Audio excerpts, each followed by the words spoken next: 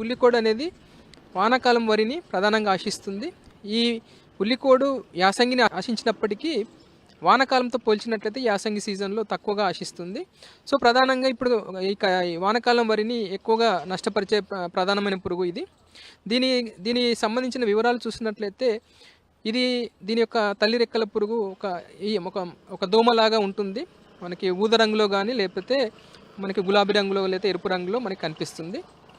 So ఇవి మనకి తల్లి రెక్కల పురుగులు మొక్కల ఆకుల మీద గుడ్లు పెట్టడం, వాటి నుంచి మనకి లార్వా అనేది బయట రావడం, ఈ పెరిగే అంకురం దగ్గర చేరి తినడం వల్ల ఆ అంకురం అనేది ఒక గొట్టంలాగా మారిపోతుంది. సో ముఖ్యంగా ఏ పంట సాగు చేసినప్పటికీ గుర్తుంచుకోవాల్సిన అంశం ఏంటిదంటే సమస్య ఏంటిదనేది గుర్తించడం. సో మనకి ఈ నష్ట లక్షణాలు అనేది గుర్తించి దాని ప్రకారం మనం యాజమాన్యం చేపట్టాలి. యాజమాన్యం సంబంధించి ముఖ్యంగా మనకి ఈ యొక్క అందుబాటులో ఉండే తట్టుకునే రకాలను సాగు చేసుకోవాలి. మనకి ఈ విత్తనాన్ని ఎంచుకునేటప్పుడే, రకాన్ని ఎంచుకునేటప్పుడే తట్టుకుంటుందా లేదా అని చూసుకొని వీలైనంత వరకు తట్టుకునే రకాలను సాగు చేయడానికి ప్రయత్నించడం మంచిది. అట్లాగే నాట్లు ఆలస్యం కాకుండా చూసుకోవాలి. నార్లు తొందరగా పోసుకొని నాట్లు తొందరగా వేసుకున్నట్లయితే ఉల్లికోడు అనేది చాలా తక్కువగా నష్టం చేసే అవకాశం ఉంటుంది. ఈ ఉల్లికోడు అనేది మనకి నారుమడిలో ఆశిస్తుంది, అట్లాగే ప్రధాన పొలంలో ఆశించి మనకి పిలక దశ వరకు నష్టం చేసే అవకాశం ఉంటుంది.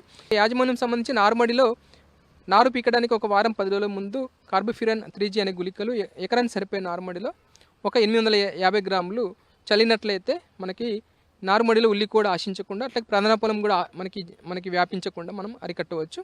అట్లాగే ప్రధాన పొలంలో నాట్లు వేసిన తర్వాత ముఖ్యంగా 15 రోజుల లోపు ఈ యొక్క కార్బోఫ్యూరాన్ 3G అనే గుళికలు ఒక ఎకరానికి 10 కిలోలు వేయాలి.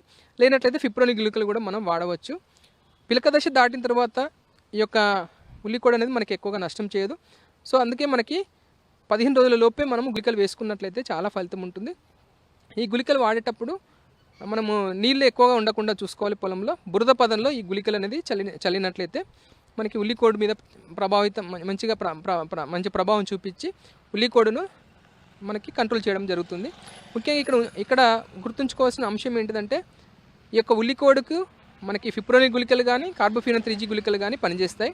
వేరే ఇతర గుళికలు మనకి పిలక గుళికలని, లేదంటే కార్టాప్ హైడ్రోక్లోరైడ్ గుళికలు కానీ, క్లోరోపైరిఫాస్ 10G గుళికలని, క్లోరంటనిల్ గుళికలు ఇవి కూడా మనకి పనిచేయవు. అట్లాగే బయో మందులు అనేవి కొంతమంది రైతులు వాడుతుంటారు, ఇవి కూడా పనిచేయవు. సో అట్లా మనకి ఏదైతే మనకు మంచిగా పనిచేస్తాయో ఆ గుళికలు, ముఖ్యంగా కార్బోఫ్యూరాన్ 3G గుళికలు కానీ ఫిప్రోనిల్ గుళికలు కానీ వాడి దీన్ని ఉల్లికోడును కంట్రోల్ చేయవలసిందిగా